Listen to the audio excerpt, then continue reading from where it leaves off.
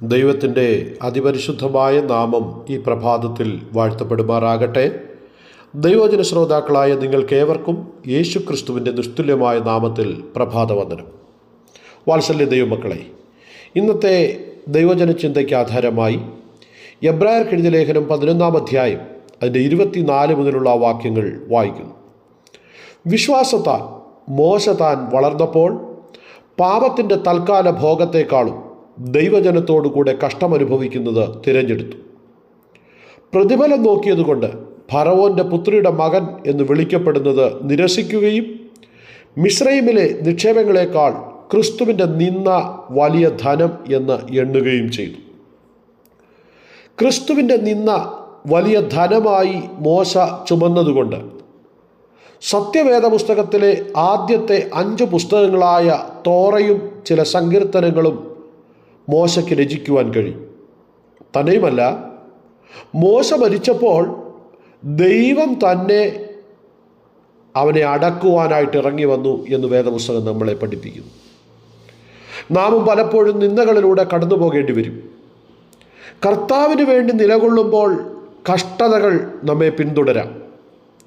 ആ സമയങ്ങളിൽ നാം കഷ്ടവും നിന്ദയും വഹിച്ച കർത്താവിനെ ഓർക്കേണ്ടതാകും. കാരണം മക്കളെങ്കിലോ അവകാശികളാണ്. ദൈവമക്കൾ കഷ്ടത്തിലൂടെ കടന്നു പോകുമ്പോൾ നിങ്ങളുടെ ദൈവം എവിടെയെന്ന് ചോദിച്ച പലരും നമ്മെ നിന്ദിക്കാറുണ്ട്. യേശു ക്രിസ്തുവിൻ്റെ ക്രൂശ് മരണ സമയത്ത് പടയാളികൾ അവൻ്റെ മുഖത്തു തുപ്പി, കോലെടുത്ത് അവൻ്റെ തലയിൽ അടിച്ചു, മുൾക്കിരീടം തലയിൽ അടിച്ചു കയറ്റി. യേശുവിനെ അവർ ഹീനമായി നിന്ദിക്കുകയും പരിഹസിക്കുകയും ചെയ്തു. മാത്രമല്ല, ഇവൻ ദൈവപുത്രനെങ്കിൽ തന്നെത്താൻ രക്ഷിച്ച് ക്രൂശിൽ നിന്ന് ഇറങ്ങി വരട്ടെ എന്ന് ആക്രോശിച്ചു പറഞ്ഞു. നിന്ദകളിലൂടെ കടന്നുപോയപ്പോൾ യേശു എന്താണ് ചെയ്തത്? ഒരു കുഞ്ഞാടിനെ പോലെ താൻ മിണ്ടാതെയിരുന്നു. എന്തിനു വേണ്ടി? നമ്മെ സ്നേഹിച്ചതുകൊണ്ട്, നമ്മുടെ പേർ ജീവപുസ്തകത്തിൽ എഴുതപ്പെടേണ്ടതിനു വേണ്ടി. നിന്ദകൾ സഹിച്ച ആ യേശുവിനെ പിതാവായ ദൈവം പിന്നീട് മാനിക്കുവാനിടയായിത്തീർന്നു.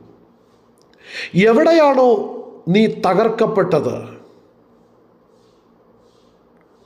അവിടെ തന്നെ മരണത്തെ ഭേദിച്ച് ആ യേശുവിനെ പിതാവായ ദൈവം ഉയർത്തെഴുന്നേൽപ്പിച്ചു. ലോകത്തിലെ സകല മഹാന്മാരുടെയും കല്ലറകൾ അടഞ്ഞു കിടക്കുമ്പോൾ യേശുവിൻ്റെ കല്ലറ മാത്രം തുറന്നു കിടക്കുകയാണ്.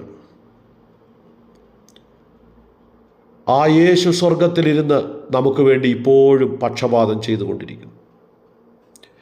ഏതെങ്കിലും കാരണങ്ങളാൽ നിന്ദയിലൂടെ കടന്നു പോകുന്ന ഒരാളാണോ താങ്കൾ? എന്നാൽ ഭയപ്പെടേണ്ട. രഹസ്യത്തിൽ നിന്ദ അനുഭവിക്കേണ്ടി വന്നാൽ വാത്സല്യ ദൈവപൈതലേ, പരസ്യമായി ദൈവം നിന്നെ മാനിക്കുവാൻ ഇടയായി തീരും എന്നതിന് യാതൊരു സംശയവുമില്ല. നിന്ദയും പരിഹാസവും നാം വളരാനുള്ള വളവും വെള്ളവുമാണെന്ന് നാം തിരിച്ചറിയണം. എവിടെയാണോ നീ നിന്ദിക്കപ്പെടുന്നത്, അവിടെ വെച്ച് തന്നെ ദൈവം നിന്നെ മാനിക്കുന്ന ഒരു ദിവസമുണ്ട്. ദൈവകൽപ്പനകൾ മുറുകെ പിടിച്ച് ജീവിക്കുമ്പോൾ നിന്ദിക്കപ്പെടുന്നെങ്കിൽ അവിടെ തന്നെ ദൈവം നമ്മളെ മാനിക്കുമെന്ന് നമ്മൾ ഓർക്കണം. നമുക്കറിയാം, ശൗലിൻ്റെ കുലത്തിലുള്ള ശിമയി ദാവീദിൻ്റെ നേരെ ശാപവാക്കുകൾ പറയുകയും അവനെ നിന്ദിക്കുകയും ചെയ്തു. എന്നാൽ ദൈവം ആ ശാപം ദാവീദിന് ഭവിക്കാതെ വണ്ണം അവനെ ഉയർത്തുവാനിടയായിത്തീർന്നു. മക്കളില്ലാത്ത ഹന്ന പെനീനയുടെ മുമ്പിൽ നിന്ദിക്കപ്പെട്ടു. നിന്ദിക്കപ്പെട്ടപ്പോൾ അവൾ ഹൃദയം നുറുങ്ങി ദൈവാലയത്തിലിരുന്ന് കരഞ്ഞു. നിന്ദിക്കപ്പെട്ട സ്ഥലത്ത് അവൾക്ക് മഹത്വമേകാൻ ദൈവം അവൾക്ക് കുഞ്ഞുങ്ങളെ നൽകി മാനിക്കുവാനിടയായിത്തീർന്നു. വേദപുസ്തകം മുഴുവനും പരിശോധിച്ചാൽ നിന്ദകൾ സഹിച്ചവരെയെല്ലാം ദൈവം മാനിച്ചതായി നമുക്ക് കാണാൻ കഴിയും. അതിനാൽ നിന്ദകളും പരിഹാസങ്ങളും കഷ്ടങ്ങളും ഒക്കെ നമ്മുടെ ജീവിതത്തിൽ കടന്നു വരുമ്പോൾ നാം കർത്താവിൻ്റെ കഷ്ടത്തിൽ കൂട്ടവകാശികളാകുന്നു എന്ന് തിരിച്ചറിയണം. അതുകൊണ്ട് നിന്ദയുടെയും പരിഹാസത്തിൻ്റെയും മധ്യത്തിൽ യേശുക്രിസ്തുവിൽ ഉറച്ചു നിന്നാൽ ദൈവം നിന്നെ ഉയർത്തുവാനിടയായി. അതുകൊണ്ട് ദൈവസന്നിധിയിൽ ഉറച്ചു നിന്ന് ദൈവം നൽകുന്ന വിടുതലുകൾ അനുഭവിക്കുവാൻ ഞാൻ നിങ്ങളെ ആഹ്വാനം ചെയ്യുകയാണ്.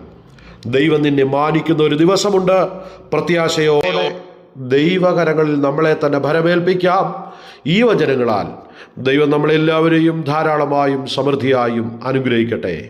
ആമേൻ.